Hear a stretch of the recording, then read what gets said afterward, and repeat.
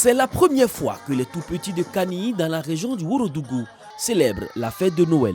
À l'initiative de l'inspection de l'enseignement préscolaire et primaire, un mini-parc d'attractions constitué de toboggans et de structures gonflables sont installés pour le bonheur des enfants. En inaugurant ce parc, le préfet du département de Kani et les autorités en charge de l'éducation dans la région souhaitent une pérennisation de cette action. Nous croyons que nous allons rééditer l'espoir, mais à un plus grand niveau avec tous les élèves, parce que cette fois-ci, c'est la maternelle et le CP.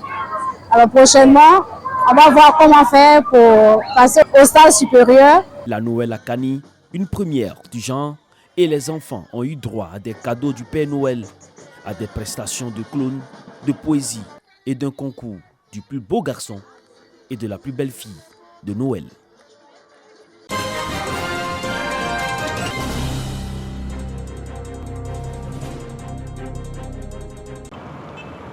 Témoignage d'une conversion en cette nuit du 24 décembre. Les endroits chauds de Yamoussoukro se sont dépeuplés de leur monde au profit des temples et églises, comme ici au quartier de 120.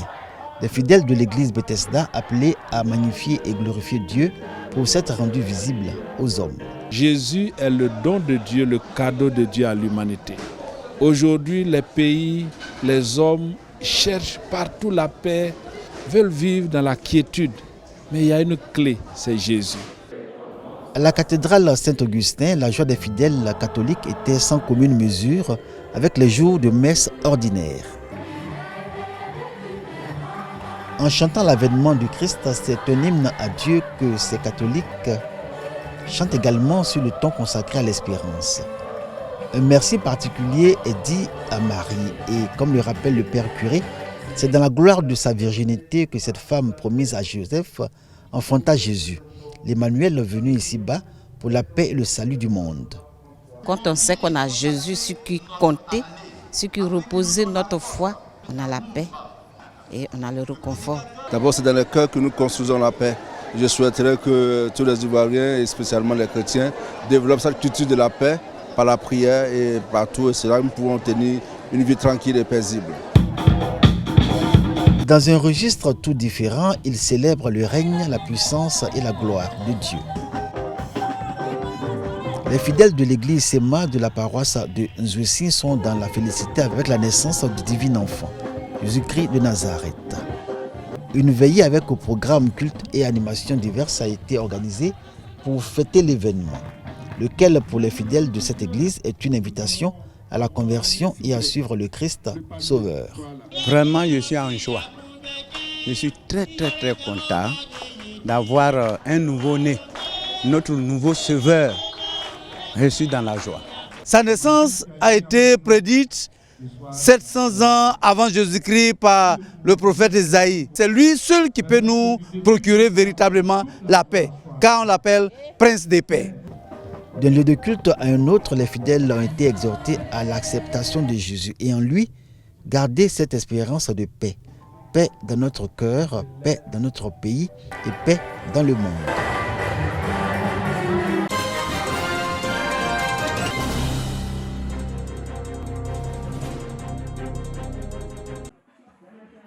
Dernier virage avant les fêtes de fin d'année.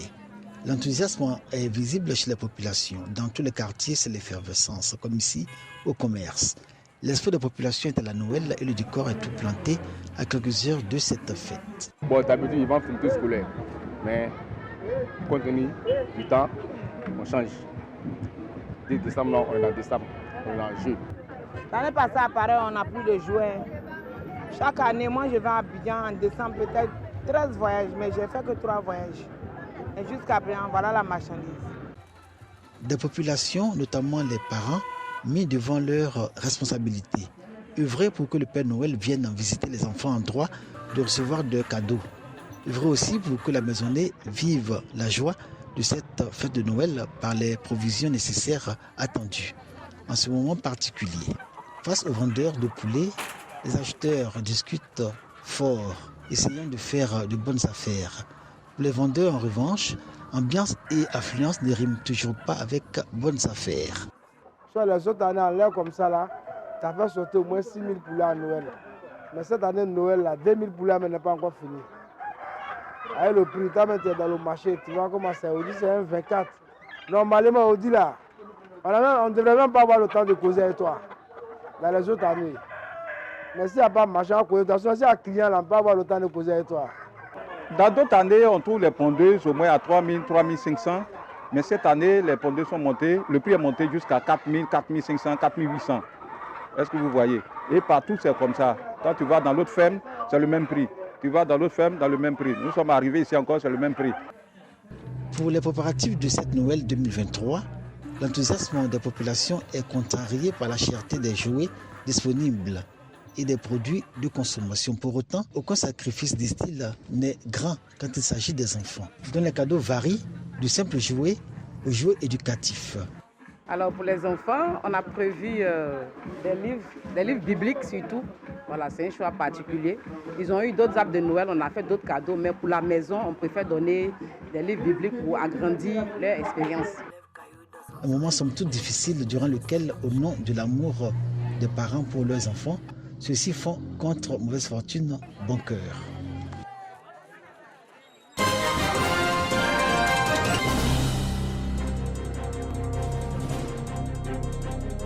Après 1983-2023. Voici 40 ans qu'existe à Aboisseau le village SOS Enfants.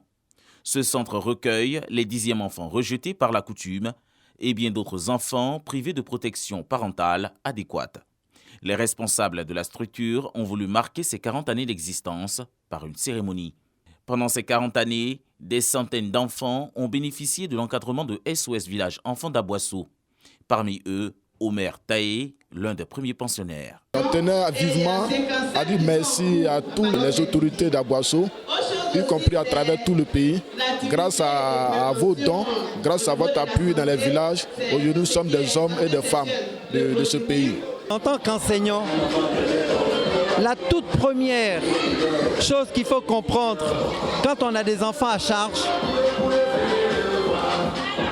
c'est qu'on regarde l'enfant comme un homme et on le respecte comme un homme. C'est comme ça qu'on en fait une personne épanouie.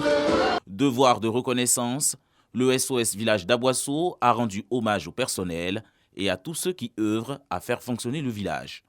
Le préfet de région a également saisi l'occasion pour traduire toute sa gratitude à toutes ces personnes. Il s'est engagé à œuvrer au bon fonctionnement du village SOS et à la pérennisation de cette œuvre. Ça a été donc l'occasion pour nous de dire merci.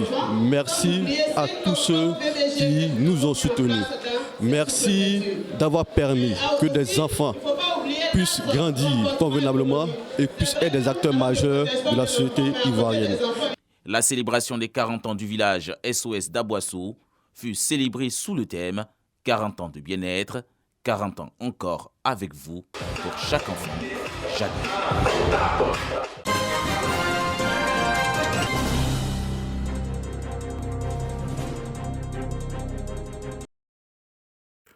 Après Grand Bassam, Agnama, Benjerville, Bouaké et Yamoussoukro, la société des transports abidjanais Sotra s'installe à Kourougou, capitale de la région du Pourou, pour le bonheur des populations.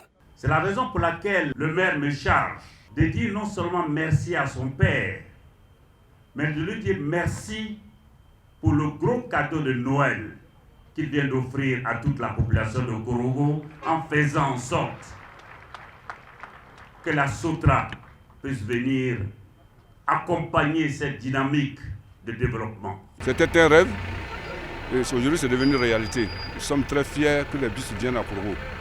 Non seulement pour nous faciliter le déplacement, aussi pour diminuer un peu les accidents de moto. Se déplacer de mon quartier pour venir où je fais mon stage, c'est 1000 francs. On n'a pas 1000 francs, c'est difficile. Maintenant avec les bus, 200 francs, je vais venir et puis repartir tranquillement. Le lancement officiel du démarrage des activités de la compagnie de transport est fait par le ministre directeur de cabinet du président de la République, Fidèle Sarasoro, par ailleurs président du conseil régional du Poro. Il a à ses côtés les élus cadres, les autorités administratives, traditionnelles et religieuses. Le directeur général de la Sotra traduit sa reconnaissance à tous ceux qui ont œuvré pour la réalisation de ce projet avant d'indiquer que dans un premier temps, 7 lignes sont ouvertes. La première ligne partira de Katiofi à Torgoka. La deuxième ligne, la cité Gong à Torgoka. La troisième ligne des cités Gong au quartier résidentiel. La quatrième ligne de Ossienais à Torgoka. La cinquième ligne du quartier résidentiel à Torgoka. La sixième ligne de Ouranien à CIDT. Et la septième ligne de Ossienais au quartier résidentiel. Pour les représentants du ministre des Transports, le préfet de la région du Poro, préfet du département de Korogo, l'arrivée de la Sotra est un nouveau mode de développement pour la localité. Avec le lancement de ces activités aujourd'hui, la Sotra nous offre un nouveau mode de déplacement, plus sécurisé et plus économique, et offre donc à la population de Korogo les moyens d'améliorer leur qualité de vie, le confort de transport des populations, tout en redynamisant la vitalité économique de cette ville. Fidèle Sarasoro, ministre directeur de cabinet du président de la République, marque sa satisfaction. Pour remercier le président de la République, son Excellence M. Alassane Ouattara, qui a fait de la mobilité urbaine une de ses priorités. Ces bus vont nous permettre d'améliorer la mobilité, d'améliorer la sécurité, permettre effectivement aux populations de se mouvoir dans des conditions de sécurité, des conditions aisées, et donc nous en sommes très fiers. Les populations et surtout les jeunes sont invités à prendre soin des autobus et à bannir l'incivisme routier. Au total, ce sont 37 autobus qui sont déployés à Korogo afin d'offrir des conditions de confort et de sécurité aux populations. Les 7 lignes d'une longueur de 92 km comportent 14 terminus. Le prix de la course est de 200 francs CFA. Une nouvelle opportunité pour la ville qui abrite bientôt la Coupe d'Afrique des Nations de football, mais également pour les étudiants. Ils sont nombreux à Korogo.